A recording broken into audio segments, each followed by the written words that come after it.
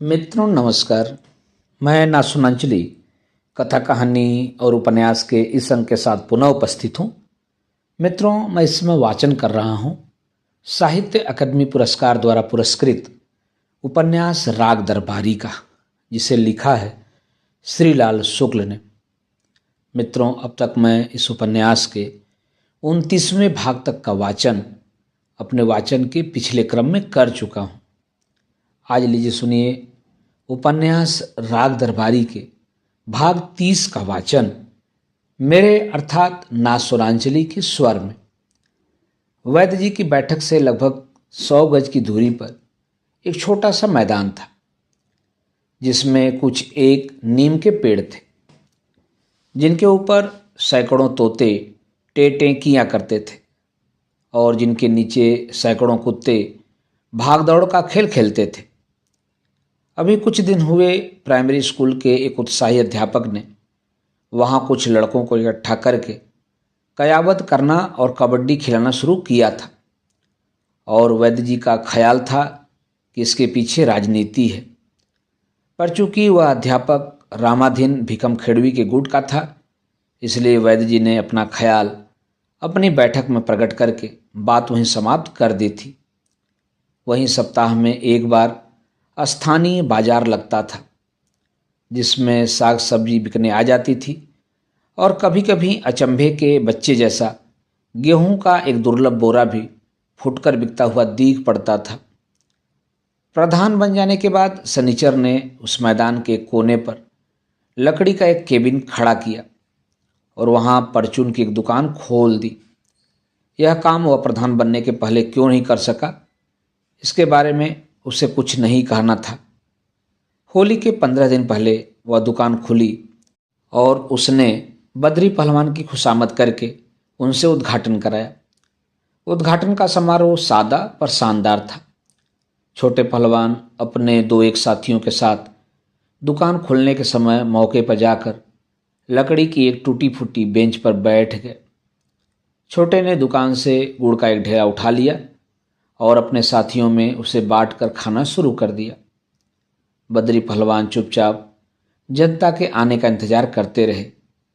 जब जनता के नाम पर 10-5 निकम्मे लोग वहां टहलते टहलते आ गए, तो बद्री पहलवान ने एक संक्षिप्त पर सारगर्भित भाषण दिया कि सनीचर का अब दिन रात निठल्ले बैठे रहना ठीक बात नहीं है। दुकान खुल गई है, ये सीधी राह चलेंगे तो कुछ दिनों में आदमी हो जाएंगे। सनीचर ने अपने हिसाब से दुकान को काफ़ी सजा बजा दिया था। लकड़ी की दीवार के एक ओर किसी कमरकस लड्डू का विज्ञापन था, दूसरी ओर एक बड़ा भारी पोस्टर अधिक यन उपजाऊ वाला लगा हुआ था, जिसका जिक्र पहले ही किया जा चुका है। बाकी जगह में किसी बुढ़िया द्वारा आविष्कृत काजल का और दाद, खांसी, दमा आदि की दवाओं का एक खास किस्म की बैटरी और वनस्पति घी आदि का विज्ञापन था। जिन चीज़ों का विज्ञापन लगा था वे प्रायः दुकान पर थीं। दुकान पर ज़्यादातर वही चीज़ें थीं जिनका विज्ञापन न था। दुकान पर पान बीड़ी से लेकर आटा, दाल, चावल, गरम मसाला आदि वह सब कुछ था जो खुलेआम खरीदा और खाया जाता है। यह तो राजनीति का वह पहलू था जो मैनिफेस्टो में लिखा जाता है। इसके बाद वह पहलू आता था जो पार्टी की बैठकों में गुप्त मंत्रणा के रूप में प्रकट होता है और जो सिर्फ विश्वस्त सूत्रों को ही मालूम हो पाता है। उसके भीतर वे चीज़ें आती थीं जो खुलेआम खरीदी तो नहीं जाती थीं, पर खाई जा सकती थीं। इस कोटी के माल में बहुत सी अंग्रेजी दवाइयाँ थीं, जिनका उद्गम अस्पताल के स्टोर में था। इन्हीं में पाउडर वाले अमेरिकी दूध के डिब्बे थे, जिनका उद्गम स्थानीय प्राइमरी स्कूल में था। इस तरह के पदार्थों में कुछ वे पदार्थ आते थे जो सिर्फ छिपाकर खरीदे जा सकते थे और छिपकर ही इस्तेमाल हो सकते थे। इनमें गांजा, भंग और चरस थी। अफीम के बारे में सनीचर ने कोई उत्सुकता नहीं दिखाई थी, क्योंकि गांव में अफीम का छिपा कारोबार करने का एक अधिकार रामाधीन भीकम खेड़वी को ही था। होली आते आते सनीचर की दुकान को सरकारी मान्यता मिल गई थी। वहाँ शक्कर बिकने लगी थी, जिसके बारे में यह मशहूर था कि वह परमिट पर मिलती है, पर यह मशहूर नहीं था कि परमिट कहाँ से मिलता है। होली के ही दिन से वहाँ कच्ची शराब भी बिकने लगी थी, जिसकी सबसे बड़ी विशेषता यह थी उसमें पानी नहीं मिला होता था, जबकि सरकारी लाइसेंस वाली दुकान की शराब में यह विशेषता नहीं थी। दुकान के इस टुकड़े का उद्घाटन जोगनाथ ने किया था। शाम को अंधेरा घिरते ही दुकान के आगे पड़ी बेंच पर एक छोटी सी शीशी हाथ में उछालते हुए उसने भी एक संक्षिप्त भाषण दिया था। वाह रे शनिचर, वर्फस दुर्फों की करफसर है। प्रधान ने इस पर यह व्यवस्था दी थी कि जो लेना हो चुपचाप ले लो और जाकर अपने दरबे में घुस जाओ। दुकान लकड़ी के एक बड़े तख्त पर थी और उसके अंदर सिर्फ शनिचर के ही बैठने की जगह थी। फिर भी हैसियत बढ़ाने के लिए ऊपर लिख दिया गया था, अंदर मत आओ। यह इबारत स्थानीय पोस्ट ऑफिस के दरवाजे पर लटके हुए साइन बोर्ड से उधार ली गई थी। किसी लड़के ने शिवपालगंज में ऐसी अमौलिक बात हो इसके विरोध में एक संशोधन कर दिया था। संशोधन केवल औपचारिक था। अंदर मत आओ के मत को उसने मूर्त बना दिया था। इस दुकान को अपने अपने ढंग से सभी के आशीर्वाद मिल चुके थे। बद्री, छोटे, वैद्य जी, प्रिंसिपल साहब सभी आकर उसे आशीर्वाद दे चुके थे। प्रिंसिपल तो एक सुझाव भी दे गए थे कि कुछ जगह निकल आए तो कॉपी किताबें, कागज़, पेंसिल भी बेचना शुरू कर दो। कोऑपरेटिव का नया सुपरवाइजर यह बता गया था कि दुकान की इमारत ठीक से बन जाए तो इसे कोऑपरेटिव स्टोर समझकर चलाया जा सकेगा। सनीचर ने जवाब में कहा था, तुम अभी से इसे कोऑपरेटिव स्टोर क्यों नहीं मान लेते? कोऑपरेटिव की लाखों रुपए की इमारतें बनती हैं। इसी मोहल्ले में कोऑपरेटिव स्टोर की इमारत भी बनवा देना। सुपरवाइजर ने जवाब दिया, स्टोर की इमारत भी क्या, 4 दीवारें उठाकर ऊपर से छत डाल दो, इमारत हो गई। कहो तो कल बन जाए। पर वैद्य जी कह रहे थे कि तुम पंचायत घर बनवा रहे हो, उसी में स्टोर भी निकल आएगा। सनीचर ने प्रधान के रूप में भुनभुनाना शुरू कर दिया। वैद्य महाराज का यही काम गड़बड़ है, किसी को नहीं तो कह ही नहीं पाते। मुझसे यह कह रहे हैं, प्रिंसिपल साहब से कह रखा है कि पंचायत घर कॉलेज के पास बन जाएगा और ज़रूरत हुई तो 2-1 दर्जे उसी में बैठ जाएंगे। बद्री पहलवान से कहा कि शनिचरा के वहीं बैठने लेटने का इंतजाम कर दो, तो दिन रात पंचायत ही का काम देखेगा। अब तुम ही कहो, पंचायत घर की इमारत न हुई, काती की कुतिया हो गई। पहले से 1000 लोग उसे घेरने को बैठे हैं। बाजार नहीं लगा और भिखमंगे पहले से आकर बैठ गए। सुपरवाइजर ने कहा, तो वैद्य जी से ही बात कर लो या मैं ही किए लेता हूँ। बात करने से क्या होगा, उनकी हर बात हमारे लिए हुक्म है। दुकान को लेकर किसी को विरोध हुआ तो रंगनाथ को। उद्घाटन के दूसरे ही दिन उसने शनिचर को दुकान पर बैठे देखकर कहा, अच्छा नहीं लगता है, देखे जाओ रंगनाथ बाबू, कुछ दिन में अच्छा लगने लगेगा। पहले राजा महाराजा तथा तालुकेदारों का जमाना था, अब देखना दुकानदारी का बोलबाला होगा। इस वक्त भी है। अर्थशास्त्र की इस बहस में बिना पड़े हुए रंगनाथ ने कहा, मैं तो शहर में जैसा चलन है उसकी बात कर रहा था। तुम यहाँ शिवपालगंज में पड़े पड़े अपने को बड़ा चंट समझते हो, पर हमारे वहाँ तुम्हारे भी चचा रहते हैं। जानते हो, वहाँ का चलन है कि जिसके हाथ में ओहदा हो वह खुद व्यापार नहीं करता। व्यापार करने के लिए भाई भतीजों को लगाने का चलन है। वे मुंह लटकाकर व्यापार करते रहते हैं, राजनीति के चक्कर में अपना समय नहीं खराब करते। जिसके हाथ में ओहदा है वह उनसे अलग रहकर चुपचाप अपना ओहदा संभाले रहता है, चाहे चुंगी का चुनाव हो चाहे असेंबली का। हर एक के बाद चुनाव की लड़ाई से थके थकाए भाई भतीजे बेचारे एक कोने में बैठकर इसी तरह चुपचाप व्यापार करने लगते हैं। तब भी इन बेचारों के दुश्मन निकल आते हैं। कोई कहता है कि ओहदे वाले ने उस फर्म को इतना ठेका दिला दिया और अपने भतीजे का इतना फायदा करा डाला। तुम अखबार पढ़ो तो देखोगे, इस तरह की बातों से कागज गधा उठता है। तब वो ओहदे वाला अकड़ कर कहता है, कि हम क्या जाने, हमसे क्या मतलब, किसी ने किसी के हाथ कुछ किया होगा, हम तो चुपचाप देश सेवा कर रहे थे। तुम लोगों को किसी के खिलाफ कुछ करना हो तो जो कुछ मन में आवे करो, हमें क्यों छेड़ते हो।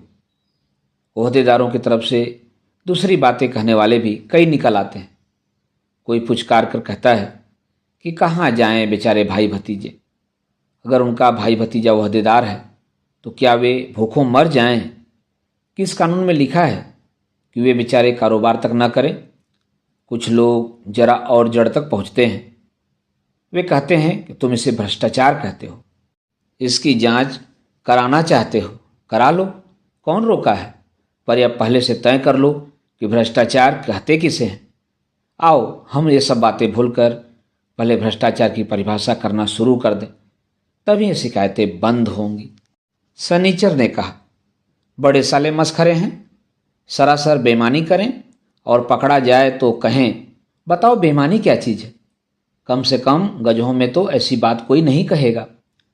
रंगनाथ ने कहा, अखबारों में जो पढ़ता हूँ वही बता रहा हूँ, इसीलिए तुम्हें समझाता हूँ कि दुकान के झमेले में खुद ना पड़ो। किसी भतीजे को बैठा दो, उसी को दुकान चलाने दो। मौके पर यह कहने को रहे कि हमसे क्या मतलब।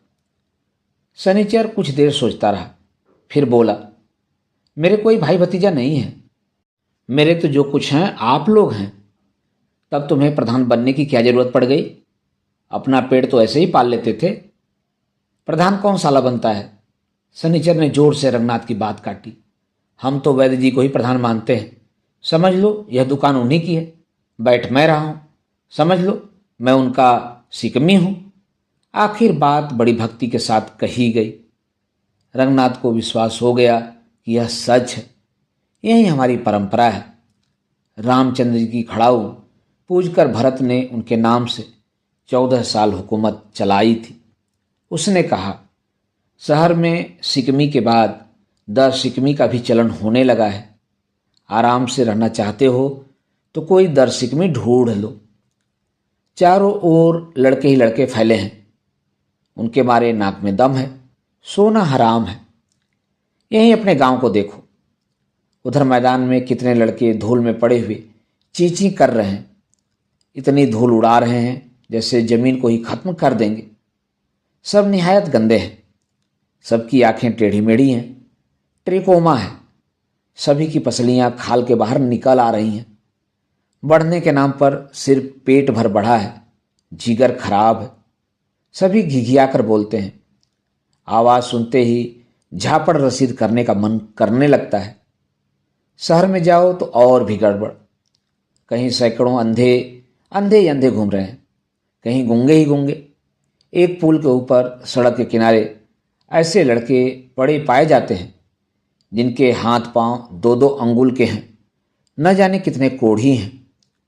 आप खुद सोचें प्रधान जी, कोई भी देश इतने लड़कों को शिक्षा दे सकता है, उन्हें तंदुरुस्त कर सकता है, उन्हें आदमी बना सकता है, इन्हें ठीक तौर से कब तक रखा जाए, कहाँ तक इनका भला किया जाए।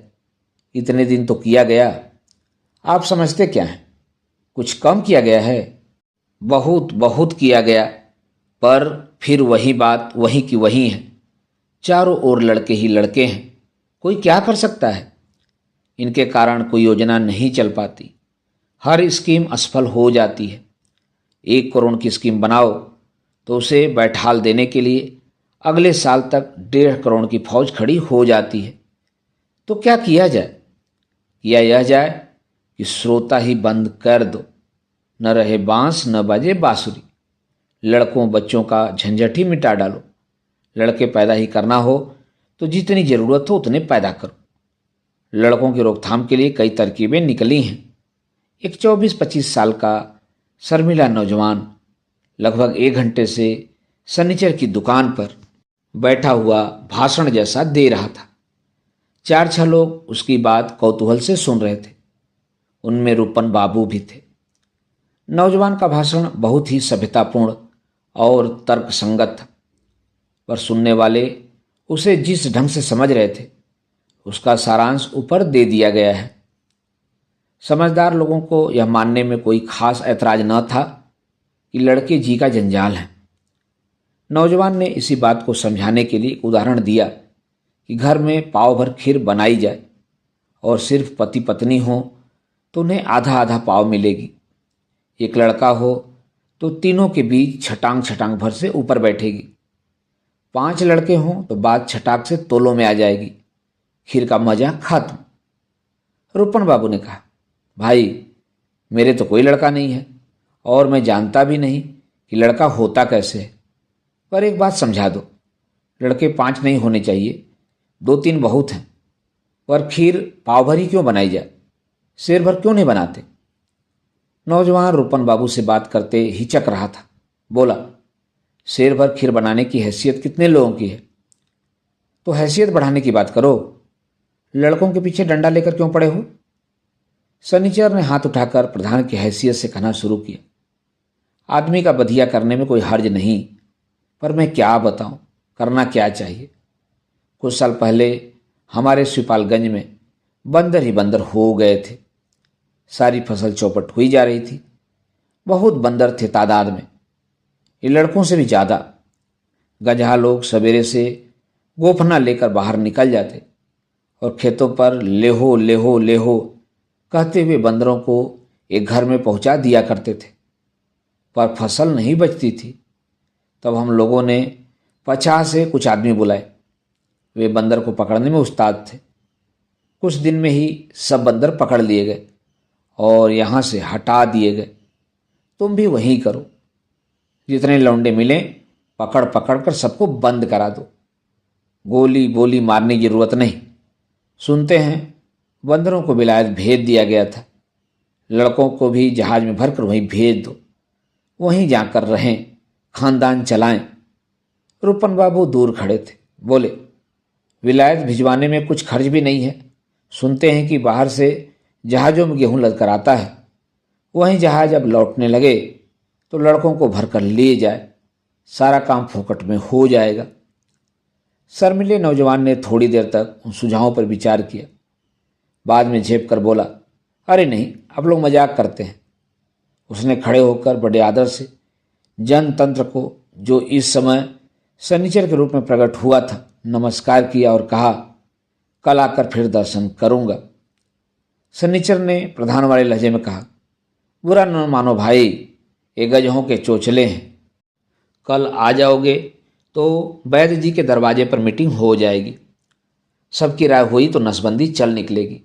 हम तो ब्रह्मचारी आदमी हैं, जुरू जाता है नहीं। कहोगे तो हम भी पाबंद हो लेंगे, मौज रहेगी। लोगों ने प्रसन्नतापूर्वक नौजवान को विदा किया। नौजवान दुखी मन से लौटा। दिन के लगभग 3 बजे थे और लोगों के दरवाजे और रास्ते सुनसान थे। फसल कट रही थी और आबादी का काफ़ी बड़ा भाग खेतों और खलिहानों पर चला गया था। नौजवान प्लेग से मारे हुए किसी वीरान देश में घूमने वाले मसीहा की अदा से सीधी निगाह और सीधी चाल आगे बढ़ता रहा। नौजवान झलमलाती हुई टेरेलिन की बुशर्ट और अफसरी की निशानी पतलून पहने हुए था। गांव का किनारा कुछ दूर रह जाने पर उसने सहसा अनुभव किया कि बुशर्ट ने एक कुत्ते का दिल चुरा लिया है। वह भुगता हुआ नौजवान के टखने की ओर बढ़ रहा था। नौजवान लपक कर सामने के मकान की ओर भागा और चबूतरे पर टीन के नीचे खड़ा हो गया। उसने वहीं पास खड़ी हुई अरहर की एक छड़ी उठा ली और अभिमन्यु जैसे टूटे हुए रथ का पहिया लेकर खड़ा हो गया। वह कुत्तों के चक्रव्यूह का सामना करने के लिए तैयार हो गया। झपड़ते हुए कुत्ते की भूख में न जाने कैसा जादू था कि पलक मारते ही चारों ओर कुत्ते ही कुत्ते नजर आने लगे। सभी भूख रहे थे। जो भूख नहीं पा रहे थे वे जोश के मारे दुम हिला रहे थे और कमर लपलपा रहे थे। बहुत से पिल्ले अपनी बारीक आवाज में खेव खेव करते हुए आसमान को सिर पर उठाकर जमीन पर पटके दे रहे थे। कुछ पिल्ले सामने के पेड़ के नीचे पड़े हुए तिलमिला रहे थे, क्योंकि उनके जिस्म पर बुजुर्गों के संसर्ग से एक खास किस्म की बीमारी फूटी हुई थी और उनके फैमिली डॉक्टर ने शायद उन्हें चलने फिरने से मना कर दिया था। उनके रोए झड़ गए थे और आंखें खोलने में उन्हें दिक्कत हो रही थी। इन यंत्रणाओं के बावजूद अपनी जगह पर हिलडुल कर और चीखने की चेष्टा में मुंह फैलाकर वे इस क्रांति में अपना योगदान दे रहे थे। मकान का दरवाजा खुला और उससे गयादीन बाहर आए। उन्होंने शांतिपूर्ण ढंग से कहा, बड़ा हल्ला मचा है। इसके बाद अपने दरवाजे पर एक शहरी आदमी को अरहर की दुबली पतली छड़ी हिलाते देखकर उन्होंने कुत्तों को डपटा। पास के मकान से एक उत्साही लड़के ने निकलकर कुत्तों पर दौड़ दौड़ कर ढेले फेंकने शुरू किए। दुश्मन के पांव उखड़ गए। कुत्ते तितर बितर होने लगे। उनके भौंकने की आवाज़ें छिटपुट गूंजती रही। गयादीन ने शर्मीले नौजवान से पूछा, तुम कौन हो भैया? इस सवाल का प्रत्येक भारतीय के पास यही एक आसान जवाब है कि वह चट से अपनी जाति का नाम बता दे। उसने कहा, मैं अग्रवाल हूँ। दीवार के सहारे खड़ी की गई एक चारपाई को नीचे गिराते हुए गयादीन ने कहा, बैठो भैया, काम क्या करते हो? नौजवान ने चारपाई पर बैठकर मुंह का पसीना पोंछा, जो गर्मी की नहीं कुत्तों की भूख का परिणाम था। जवाब दिया, नौकरी में हूँ। गयादीन ने लड़के के मुंह को गौर से देखा। उस पर झेप के निशान थे, पर कुल मिलाकर वह सुंदर था। उन्होंने कहा, यहाँ कैसे आए थे? जवाब में लड़के ने रुक रुक कर देश में आए दिन पैदा होने वाले लड़कों के बारे में बोलना शुरू किया। कुछ देर बाद गयादीन को आभास मिल गया कि दूसरे लोग लगातार बच्चे पैदा कर रहे हैं और इस नौजवान का व्यवसाय है कि वह उन्हें वैसा करने से रोके। उन्होंने नौजवान की तनख्वाह के बारे में एक सवाल किया और फिर इस ताज्जुब में चुप होकर बैठ गए कि बच्चों की रोकथाम पर सिर्फ भाषण देकर कोई अपना पेट पाल सकता है। सहसा उन्होंने पूछा, तुम्हारे कितने बच्चे हैं? एक भी नहीं, मेरी शादी नहीं हुई है। गयादीन ने अब दिलचस्पी के साथ उस नौजवान को नीचे से ऊपर तक देखा। एक बार फिर उन्होंने पूछा, तुम वैश्य अग्रवाल हो? उसने सिर हिलाकर इस सम्मान सूचक विचार की पुष्टि की। तब गयादीन चारपाई पर धीरे से हुमस कर उसके पास खिसक आए। उन्होंने नौजवान से उसके घर का पता पूछा, जो कि पास के शहर में ही था। फिर उन्होंने उसके बाप का नाम पूछा, जो एक जाने पहचाने हुए व्यापारी निकले। फिर उनका हालचाल पूछा और उन्हें मालूम हुआ कि बहुत से छोटे व्यापारियों की तरह वे भी एक छोटे मोटे नेता हो गए हैं, जिसका प्रमाण यह है कि उनके लड़के को नौकरी करने के लिए उनके घर से बहुत दूर न भेजकर 15 मील के फासले पर ही तैनात किया गया है। फिर उसके भाइयों और बहनों का हाल पूछा तो पता चला कि बहन की शादी एक अमीर सेठ से हुई है और नौजवान का बहनोई कलकत्ते का रईस है और उसका छोटा भाई अपने बहनोई के साथ लगकर कारोबार कर रहा है। फिर कुछ और पूछताछ करने पर पता चला कि उस अमीर सेठ की यह तीसरी शादी है। फिर जब गयादीन ने घुमा फिरा कर उससे पूछा कि उसे भी शादी करनी है या नहीं, तो उसने कहा कि पिताजी की आज्ञा है कि इसी साल करनी है। गयादीन ने अंत में नौजवान से कहा, तुम भैया पढ़े लिखे आदमी हो, तुम तो सिर्फ BA MA लड़की को छोड़कर कहीं और ब्याह करोगे ही नहीं। इस बार उस नौजवान ने देश के औसत नौजवानों की तरह, जो प्रेम अपने साथ पढ़ने वाली लड़कियों से और ब्याह अपने बाप के द्वारा दहेज की सीढ़ी से उतार कर लाई गई लड़की से करता है, कहा, मैं कुछ नहीं जानता, पिताजी जैसा हुक्म देंगे करूँगा। यह सुनकर इससे पहले कि नौजवान चारपाई से उठ खड़ा हो, गयादीन ने कहा, तुम तो बिरादरी के हो, घर पर आ गए हो तो शरबत पी कर जाओ। शरबत नहीं तो दूध पियो, अच्छा दूध भी नहीं अच्छा लगता तो चाय पी लो। कहकर उन्होंने बेला को आवाज दी।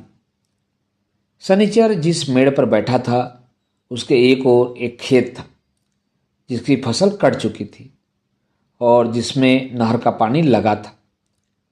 दूसरी ओर के खेत में गेहूं की सूखी फसल खड़ी थी, पर उसे चिड़ियों से कोई खतरा नहीं था, क्योंकि खेत में गेहूं के पौधे थे पर पौधों में बालियां न थीं। किसान ने यह खेत एक प्रगतिशील आदमी की सलाह से बोया था, इसलिए गेहूं के पौधे बराबर के फासले पर बिल्कुल सीधी लाइन में उगे थे। फसल उगाने पर इस खेत का बड़ा सम्मान हुआ और उसे प्रगतिशील खेती का नमूना कहकर उन अफसर के निरीक्षण के लिए पेश किया गया जो जमीन पर पैर रखना ही नहीं, मेड़ों पर चलना जानते थे। खेत में फसल जब एक एक बालिश्त उग आई तो पूरा दृश्य बड़ा मनोरम और काव्यपूर्ण हो गया। मुआयना करने वाले अफसरों को उसने मार गिराया। 2-3 महीने तक वे वहां नियमित रूप से आते रहे और चिड़ियों की तरह कतार बांधकर कतार में लगे हुए गेहूं को देखते रहे। पर चूंकि गेहूं की कतार देखी जा सकती है और बीज के गुण दोष और खाद की मात्रा और पानी का प्रबंध, यह सब पहली निगाह में नहीं देखा जा सकता, इसलिए किसान और उसके सलाहकार और निरीक्षण करने वाले हाकिम इन बातों के बारे में हमेशा चुप रहे। पकने के समय तक खेत में महत्व की एकमात्र चीज पौधों की कतार भर रह गई थी। खाद, बीज और पानी का कहीं जिक्र भी नहीं हुआ था। इसलिए खेती की यह प्रगतिशीलता आंखों को 2 महीने सुख देकर किसान के लिए शर्म और जगहसाई का कारण बन चुकी थी। अब मुआयना करने वाले अफसर लोग भी नहीं आते थे। वे दूसरे प्रकार की कतारों का मुआयना करने के लिए शायद दूसरी ओर निकल गए थे। गेहूं की फसल जो बैलों ने इतने परिश्रम से पैदा की थी, बैलों को ही अर्पित हो जाने वाली थी। किसान इस समय शनिचर को अपनी प्रगतिशीलता का इतिहास बताकर अपने सलाहकार को गाली देने ही वाला था कि वह रुक गया। शनिचर पहले ही गाली देने लगा था। गाली देते देते उसकी जबान से कुछ देर में तुक की बातें निकलने लगी। उसने कहा, जमाना खराब है, तुम्हें बहकाकर खेत चौपट कर डाला। तुम्हें क्या कहें, तुम तो थे पोंगा, चरखे में आ गए। हम होते तो कहते कि बेटा, हम 20 लड़कों के बाप हैं, हम ही को बताने चले कि औरत क्या चीज़ होती है। तुम 7 पीढ़ी से खेती कर रहे हो और ये लौंडे तुम्ही को खेती की तरकीब सिखा रहे हैं। जिसे देखो पाँव के नीचे साइकिल दबा लेता है और किर किर करता हुआ यहाँ पहुँच जाता है। चले हैं खेती किसानी सिखाने। समझते हैं कि यह काम भी वैसा ही है जैसे गालियाँ और गालियाँ। उन्नतिशील खेतों के समर्थकों को जैसे वह गाली देते जाता था, उसे उसमें मज़ा आता जा रहा था। 10-5 मिनट उसने इस बौद्धिक पद्धति से अपना मनोरंजन किया और उस किसान के दुख को हल्का कर दिया। बाद में स्वाभाविक आवाज़ में उसने पूछा, सिंचाई की थी? किसान ने कतरा कर जवाब दिया, सिंचाई किसने की थी? पूछ में बौछार तो पड़ी गई थी। शनिचर की आवाज़ कड़ी हो गई, तुम भी बस क्या कहें, पोंगा के पोंगा ही रहे। उस चिरैया मुतन बौछार के सहारे तुमने खेत ऐसे ही पड़ा रहने दिया? किसान ने कहा, पानी तो बड़े झर्राटे से गिरा था, तो अब क्यों चिचिया रहे हो? झर्राटे से गेहूं भी अरोर डालो। कुछ झुककर शनिचर ने फिर पूछा, खाद डाली थी कि नहीं? नमक वाली खाद डाली, राख वाली खाद डाली? इतने इतने खेत हैं, कहाँ कहाँ तक डालते फिरें। शनिचर ने बिगड़ कर कहा, तब किसी को क्या कहा जाए, जैसे वे पोंगा वैसे तुम पोंगा। लाइन शिवपालगंज में जनता को पढ़ाया गया था, लाइन प्रगति का नाम है, यही तरक्की है। हर काम लाइन से करो, लाइन से पेड़ लगाओ और उन्हें लाइन से सूख जाने दो। बस के निकट के लिए लाइन में खड़े रहो और जब बस आ जाए और अपनी राह चली जाए तो दूसरी बस के इंतज़ार में 10 घंटे लाइन में खड़े होकर मक्खियाँ मारो। जानवरों को लाइन में बांधो, पूरे लाइन में डालो, जलसे में झंडियाँ लाइन में बांधो, स्वागत गीत गवाने के लिए लड़कों को लाइन में खड़ा करो, गले में माला ढोने के लिए लाइन में खड़े हो जाओ। सब कुछ लाइन से करो, क्योंकि यह आँख से दिखती है और जो आँख से दिखती है वही उन्नति है। इसके आगे देखने की और सोचने की तुम्हें ज़रूरत नहीं है, क्योंकि उस काम के लिए दूसरे लोग हैं। एक आदमी दूर से आता हुआ दिखाई दिया। शनिचर वहाँ से कुछ तिरछे पड़ता था। पहले खेत की वह मेड़ पर आ रहा था, फिर शायद उसने ज्योमेट्री पढ़ ली और जान लिया कि त्रिभुज की 2 भुजाएं मिलकर तीसरी भुजा से बड़ी होती हैं। उसने मेड़ छोड़ दी और गन्ने के एक नए उगते हुए खेत को लांघता हुआ वह कौवे की उड़ने वाली लकीर को पकड़े हुए सीधे सनीचर की ओर बढ़ने लगा। एक बार उसने अकड़कर अपने दाईं ओर देखा और इस कार्रवाई में उसके कंधे से अंगोछा जमीन पर गिर पड़ा। वह निश्चित चाल से 7-8 कदम आगे बढ़ आया। फिर उसने पीछे मुड़कर जमीन पर गिरे हुए अंगूछे को देखा। सिर्फ देखकर वह फिर पूर्ववत आगे बढ़ने लगा। उसने जोर से आवाज़ लगाई, गिरधरिया, गिरधरिया, गिरधरिया रे। लगभग 150 गज पर खड़े हुए एक चरवाहे ने, जो एक लंबी लाठी को ही गिरी के वजन पर धारण किए हुए था, इस ललकार का जवाब दिया। उस आदमी ने कहा, अंगोछा गिर गया है, उठाकर दे जा, मैं वहीं सनीचर के पास खड़ा हूँ। सनीचर को तब मालूम पड़ा कि ये छोटे पहलवान हैं और उसकी ओर आ रहे हैं। छोटे पहलवान ने आते ही सनीचर से कहा, यहाँ पर बैठे बैठे क्या उखाड़ रहे हो? वहाँ वैद्य जी घंटा भर से राह परखे हैं।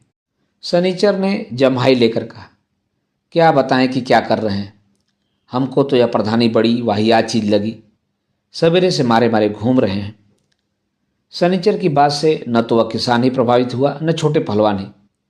दोनों ने समझ लिया कि वह बक रहा है। पर जिस तरह कई नौकरी पेशा लोगों की आदत बिना प्रभाव की चिंता किए अपनी ईमानदारी के किस्से सुनाते रहने की पड़ जाती है, सनीचर भी प्रधान की परेशानियों के बारे में बोलता चला गया। छोटे पहलवान ने अचानक उसे टोक कर कहा, चलो, इतनी रंगबाजी बहुत है, अब सीधे वैद्य जी के दरवाजे जाकर अपना नाटक दिखाओ। सनीचर कुछ हिचक के साथ बोला, हम तो यहाँ अपने खेत में नहर का पानी लगाए बैठे हैं, ईख बोनी है, कुछ रुक कर जाने वाले थे। खेत वैद्य जी का था, जिसे इस साल उन्होंने सनीचर को बो लेने की इजाज़त दे दी थी। छोटे ने सिर उठाकर कुछ दूर देखने की कोशिश की। बोले, नहर के पानी का आज तुम्हारा नंबर तो था नहीं, कल रात को चुरैया के खेत में लगा था। सनीचर ने कहा, पहलवान, प्रधान बनाकर हम ही पर नंबर लगाओगे? कम से कम इतना तो रहने दो कि जब जरूरत पड़े अपना खेत तो सींच लें। फिर इत्मीनान से भविष्यवाणी की, सिंचवा देंगे, चुरैया का खेत भी सिंचा देंगे। एक ही दिन में कौन मारा जाता है? छोटे पहलवान खेत की मेड़ पर बैठ गए। उनके बैठने के ढंग से प्रकट हुआ कि वे कुछ देर बैठेंगे। सनीचर की पीठ पर हाथ ढेलते हुए उन्होंने कुछ ऐसा किया कि वह भड़बड़ा कर खड़ा हो गया। छोटे ने कहा, अब सीधे दुल की चाल से वैद्य जी के घर तक चले जाओ, और नहर का पानी लेना हो तो चुरैया के खेत का नंबर काट कर न लो। असल बाप की औलाद हो तो किसी दिन रामाधीन के खेत से पानी काटना। सनीचर ने चलते चलते कहा, वह भी होगा, जरा दिन बीतने दो, तब देखना क्या होता है। होगा क्या घंटा? रामाधीन तो एक सिंचाई भी कर चुका है। पहलवान ने अनादर से कहा, अरे सनीचर, बहुत न हाको, यहाँ चुनाव की मार नहीं, लठ की मार की जरूरत है। तुम्हारे उखाड़े एक मूली तक न उखड़ेगी। हमें एक दिन के लिए प्रधान बना दो, तब देखो, साले दुश्मन का निकलना बैठना तक न बंद कर दें तो कहना। मगर तुम तो ससुरे गांधी महात्मा बने हो। रामाधीन से हंसकर नमस्कार करते हो। नमस्कार करना न जाने कहाँ से सीख आए हो। अपने बाप से बोलते हुए हवा खिसकती है और पानी चुरैया के खेत से काटते हो। सनीचर को उस किसान के सामने ये घरेलू बातें सुनने में अड़चन हो रही थी, जैसे कोई प्राइम मिनिस्टर पार्टी प्रेसिडेंट की डांट खाकर एकदम से प्रेस कॉन्फ्रेंस में पहुंच रहा हो। कुछ उसी पोज से उसने अपने चेहरे को निर्विकार बनाने की कोशिश की। उसके बाद अंडरवियर के दोनों भागों पर अपने हाथ समानांतर ढंग से घिसता हुआ वह दुल्की से भी आगे सरपट चाल गांव की ओर वापस लौट गया। शिवपालगंज में खबर फैल गई कि पुराने दरोगा जी, जो वैद्य जी के नाराज हो जाने से यहाँ से लद चुके थे, आज जोगनाथ से माफ़ी मांगने के लिए आए हुए हैं और वैद्य जी की बैठक में मौजूद हैं। खबर काफ़ी हद तक सही थी। वे इस समय वैद्य जी की बैठक में थे। टेरिलिन की बुशर्ट, सुनहरा चश्मा, उमेठी हुई मूछें। इस समय वे एक किसी ऐसे तालुकेदार जैसे दिख रहे थे जो बहुत सी बेसहारा नौजवान लड़कियों की हमदर्दी में अपना इलाका छोड़कर शहर में रहने चला आया हो। उनका डील डौल काफ़ी रोबीला और गौरवपूर्ण था, पर आंखों में रसिकता थी और लगता था कि जरा सा प्रोत्साहन मिलते ही वे उर्दू का कोई आशिकाना शेर छेड़ बैठेंगे। रूपन बाबू आजकल प्रिंसिपल के खुले विरोधी हो गए थे और प्रायः खन्ना मास्टर के घर पर ही बैठे रहते थे। रंगनाथ हर तीसरे दिन शहर वापस लौटने की बात करने लगा था और कभी कभी वह भी खन्ना मास्टर के यहाँ पहुंच जाता था। बदरी पहलवान 3 दिन पहले आसपास के जिलों का चक्कर लगाने के लिए चले गए थे, क्योंकि उनके 2-3 चेले अपने भोलेपन के कारण राहजनी और डकैती के मामलों में गिरफ्तार हो गए थे। इस समय वैद्य जी के बैठक में वैद्य जी, दरोगा जी, जोगनाथ और छोटे पहलवान के बाप कुशहर प्रसाद भर मौजूद थे। इस थाने से तबादला हो जाने के बाद दरोगा जी को कई तकलीफें हुईं। एक तो यह कि उनकी जगह यहाँ जो थानेदार आया था अब तक सब चौपट था, पर कोई बात नहीं, सब ठीक हुआ जाता है कि सिद्धांत का अनुयायी था। इसलिए पुराने दरोगा जी पर इसी थाने पर कई मामलों को लेकर जांच चल निकली थी। जांच का चलना एक कष्टकर घटना है, बिना अस्थीनीसिया के ऑपरेशन की तरह। चाहे उसका अंत काफ़ी हाउस की बहसों की तरह बिना किसी नतीजे के ही होना हो। इस समय विभाग की ओर से दरोगा जी की अच्छी रगड़ंत हो रही थी। दूसरी तकलीफ गाय को लेकर थी। शहर में पहुंचने पर पता चला कि उनके भाई मिलिट्री फार्म पर काम तो जरूर करते हैं और गाय का वहां रखकर फोकट में चारे की व्यवस्था भी करा सकते हैं, पर इस समय उनके यहाँ भ्रष्टाचार निरोध का अभियान चल रहा है और उनकी हिम्मत नहीं कि वे गौ माता की सेवा का भार उठा सकें। गली के मकान में रहते हुए दरोगा जी को रोज सोचना पड़ता था कि गाय के साथ कैसा सलूक किया जाए। तीसरी मुसीबत जोगनाथ के दावे ने पैदा कर दी थी। उसने उन पर सिविल जज की अदालत में 8,000 रुपये हर जाने का दावा किया था और बाद के अंतिम शब्द कुछ इस प्रकार थे कि प्रतिवादी ने वादी पर चोरी का झूठा जुर्म लगाकर उसे हानि पहुंचाने की नीयत से उस पर झूठा मुकदमा चलाया। उसे लगभग 2 महीने हवालात में रखा गया, जिससे उसकी पूरे समाज में बेइज्जती हुई और उसके व्यवसाय को बड़ा धक्का लगा। इस सब का हर्जाना कई लाख रुपए होता है, पर प्रतिवादी की हैसियत उतना हर्जाने देने की नहीं है, इसलिए उस पर केवल प्रतीक रूप में 8,000 रुपये हर्जाने का दावा किया जाता है। दरोगा जी की हैसियत को गिराकर उसे जिस नुक्ते पर जोगनाथ ने फिट किया था उससे उन्हें कोई उलझन न थी। उलझन का कारण पूरे मामले में जनता की दिलचस्पी थी।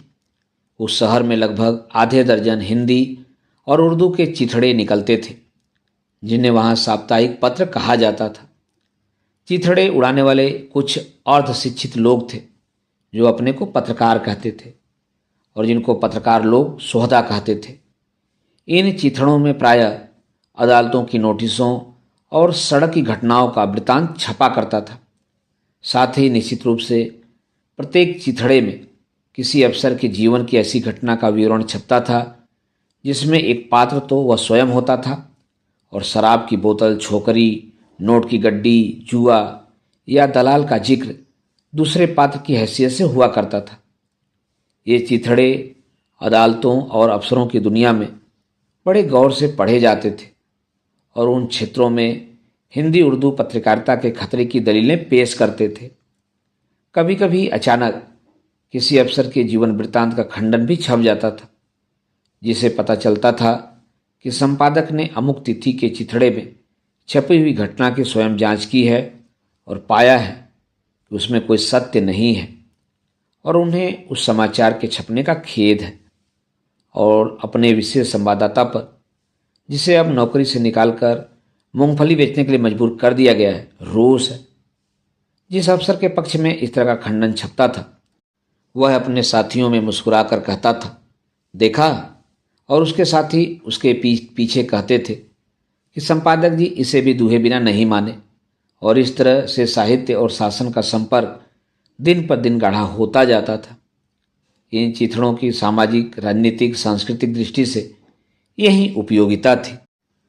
तो इसी तरह के एक चिथड़े ने दरोगा जी के खिलाफ जोगनाथ के दावे की खबर घसीटकर अपने मुख पृष्ठ पर उछाल दी और खबर को कोई बासी न कहे, इस उद्देश्य से उसमें कुछ दिलचस्प तब्दीलियां करके दूसरे चिथड़ों ने उसे कई बार कई ढंग से छापा। शहर में आने के साथ ही दरोगा जी एक मशहूर आदमी हो गए। अभी मुकदमे की पहली पेशी भी नहीं पड़ी थी, पर उन्होंने देखा कि पत्रकारों के साथ ही उनके महकमे वाले की दिलचस्पी उनमें बढ़ गई है। वे अपने क्लब में जाते तो उनके साथी उन्हें व्याख्यान देते, जिसका निष्कर्ष यह था कि जमाना खराब है, टके के आदमी भी 30 मार खां हो गए हैं, अब नौकरी करने का वक्त नहीं रहा, और तुम तो बड़े समझदार आदमी थे, इस झमेले में कैसे फंस गए। उन्हें साथियों से इतनी हमदर्दी मिलती कि उनका रास्ता चलना मुश्किल हो गया, और जब सभी कोरस बांध कर कहने लगे कि घबराने की कोई बात नहीं, हम सब मिलकर सुप्रीम कोर्ट तक लड़ेंगे, और देखो शास्त्रों में लिखा है कि सत्य की ही जय होती है, तो दरोगा जी का दिल डूबने लगा। एक दिन उनके एक बुजुर्ग शुभचिंतक ने उन्हें राय दी कि तुम भी कितना अजीब आदमी हो, यह मुकदमे का पुछल्ला लगाए इधर उधर घूमते रहते हो, जाकर किसी हिकमत से इसे दफन क्यों नहीं कराते। इसके बाद वे वैद्य जी के शरण में आए। वे लोग चुपचाप बैठे थे, जो बात होनी थी वह शायद हो चुकी थी। दरोगा जी अपने मनोहारी रूप में थे। खामोशी तोड़ने के लिए कुशहर प्रसाद से बोल बैठे, क्यों जी, तुम्हारा और छोटे का झगड़ा अब भी होता है। कुशहर प्रसाद ने कहा, नहीं दरोगा साहब, अब देह थिथिल पड़ रही है, वह पहले वाली बात नहीं रही। तो क्या लड़के की मार चुपचाप झेल जाते हो। बताया तो आपसे, अब वह बात नहीं रही। कुशहर प्रसाद ने वैद्य जी से कहना शुरू किया, आपको तो मालूम ही है, होली के पहले उसने कुछ तू तड़ाक वाली बात की, उस पर मैंने उसे एक छड़ी मार दी। उसने क्या किया कि मुझे उठाकर आंगन में फेंकने के लिए झूला जैसा झुलाया, पर न जाने क्या सोचकर मुझे वहीं छोड़ दिया। मैं लद से चरपाई पर चू पड़ा। दोपहर को उसने मुझसे कहा कि देखो, अब तुम्हारी देह कमज़ोर हो गई है, पहले वाली बात नहीं रही। मैंने तुम्हें पटकने के लिए उठाया तो तुम पुआल जैसे उठे चले आए, तभी मैंने तुम्हें आंगन में नहीं फेंका। उस दिन से यह हुआ कि अब एक दूसरे के मुंह न लगा जाए। छोटू कहता है कि मरना हो तो अपनी मौत मरो, हमारे भरोसे न रहो, न हम तुम्हारे जीने में हैं न तुम्हारे मरने में। वैद्य जी पूरी घटना सुनकर बोले, मेरे सामने उस पापी का नाम तक न लेना, नीच अपने पिता पर ही हाथ उठाता है। कुशहर प्रसाद ने एक बुजुर्ग जैसे दूसरे बुजुर्ग से बात करता है बिना हिचक के कहा, धन्य हो महाराज, इतनी देर तक उसका किस्सा सुनते रहे तब न बोले, जब पूरा हाल चाल जान लिया तो कहते हो कि छोटू का नाम तक न लेना, धन्य हो, पूरे नेता हो। वैद्य जी इस तरह हंसे कि दरोगा जी जान जाएं कुशहर उसका अपमान उनकी इजाज़त से ही कर रहे हैं। हंसते हंसते उन्होंने जोगनाथ की तरफ देखा। जोगनाथ ने देख लिया, उनकी मूछें तो हंस रही हैं पर आंखें नहीं। जोगनाथ ने खखार कर कुशहर से कहा, ए पंडित कुशहर प्रसाद, छोटू ने तुमको जुतियाना छोड़ दिया है तो उसे बिल्कुल ही बेलगाम न बन जाओ। वैद्य जी से तो ठीक से बात करो, इसी तरह टेढ़ी मेढ़ी बात करते घूमे तो कभी सिर पर सवा सिर वाला मिल जाएगा। वैद्य जी फिर उसी तरह से, जिससे प्रकट हुआ कि कुशहर का अपमान भी उनकी इजाज़त से हो रहा है। कुशहर प्रसाद ने सिर्फ इतना ही कहा, जहल से बहुत कुछ सीख आए हो, पर अपनी उम्र वालों में खेलो खाओ, हमारी वैद्य जी की बात है, इसमें तुम क्यों टिल टिल लगाए हुए हो। अचानक दरोगा जी ने कहा, वैद्य जी मेरी बस का टाइम हो रहा है, तो जैसे बताइए वैसे करूं। वैद्य जी उनकी बात पर छुड़ते ही बोले, आप प्रतिवादी हैं, जोगनाथवादी है, इस समय आप लोग एक दूसरे के समक्ष हैं, स्वयं बात करके मामला सुलझा लें। नवयुगों की बातों में मैं क्या कह सकता हूँ। जोगनाथ ने कहा, महाराज यह कोई मेरा अपना मामला तो है नहीं, शिवपालगंज की इज्जत का मामला है, इसीलिए गांव सभा अपनी तरफ से मुकदमे पर खर्च कर रही है। सुलह भी गांव सभा के प्रस्ताव पर ही होगी। मैं तो दरोगा जी से तब भी छोटा था, अब भी छोटा हूँ, हाकिम ही रहेगा, पर मुझे कुछ नहीं कहना है, आप जो कह देंगे वही होगा। दरोगा जी को लग रहा था कि शाम को पोर्चुलाका की तरह उनकी मूछें मुरझाकर नीचे झुकी जा रही हैं, पर मोम लगाकर मूछें उमेटने से यही फायदा होता है कि वे भावुकता के कारण नीची ऊंची नहीं होती। उन्होंने कुछ भी नहीं कहा। वैद्य जी जोगनाथ से बोले, तो गांव सभा पर ही छोड़ दो, सनीचर से बात कर लो।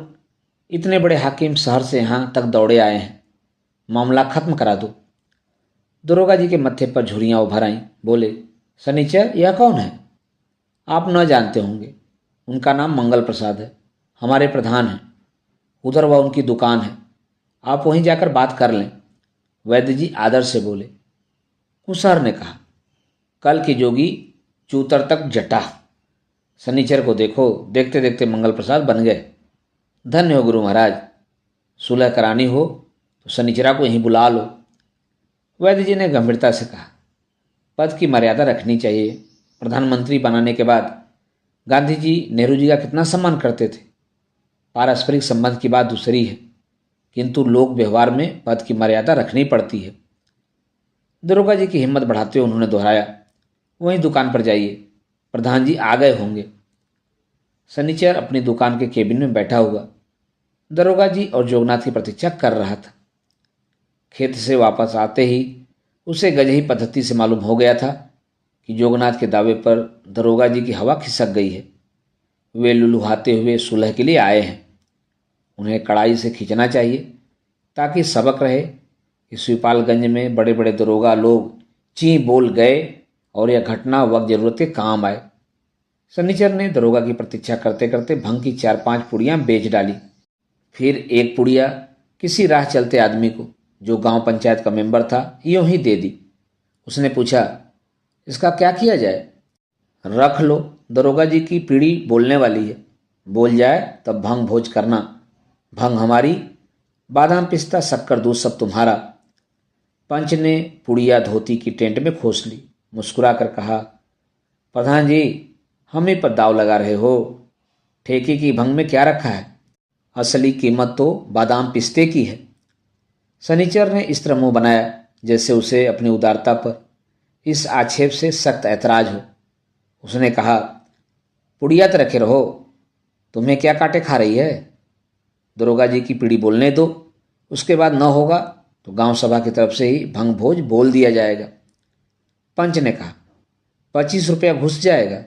घुस जाने दो, पंचायत मंत्री इस खर्चे पर ऐतराज लगाएगा। सनीचर ने जल्दी से कोशिश करके अपने को गुस्से में डाला। कहा, यहीं कोऑपरेटिव यूनियन में 10 साल से रोज शाम को भंग भोज चलता है, किसी साले ने ऐतराज नहीं लगाया। गांव सभा के भंग भोज में कोई क्या खाकर ऐतराज लगाएगा? पंच ने तर्क का रास्ता छोड़कर सिद्धांतवादिता का सीधा और तर्कहीन रास्ता पकड़ा। सिर हिलाकर बोला, पर यह बात ठीक नहीं, मेरे गले के नीचे नहीं उतरती। सनीचर ने आंखें तरेर कर कहा, तुम सब लंठ हो, कुछ बाहर का भी हाल जानते हो? बड़ी बड़ी चुंगियों में हजारों की दावतें खाई जाती हैं। तुम समझते हो कि मैं ऐसे ही बक रहा हूँ? तनिक उनसे रंगनाथ बाबू से पूछ लो, तब तुम्हारी समझ में आएगा कि राजकाज में कितना खर्चा है। यहाँ तुम गांव सभा के भंग भोज में ही पिलपिला गए हो। गिलहरी के सिर पर महुआ चू पड़े तो समझे कि गाज गिरी है। दरोगा जी और जोगनाथ आते हुए दिखाई दिए। सनीचर ने पहले कमीज उठाकर पहनना चाहा। कमीज चुनाव के बाद बनी थी और वैद्य जी के हुक्म से खास खास मौक़ों पर पहनी जाती थी। फिर न जाने क्या सोचकर उसने उसे चावल की टोकरी पर रख दिया। फिर नंगे बदन पर एक बार हाथ फेरा, चुटिया सिर पर अच्छी तरह से छितरा ली और अंडरबियर को ऊपर खिसकाकर उसे जांघों के उद्गम तक खींच लिया।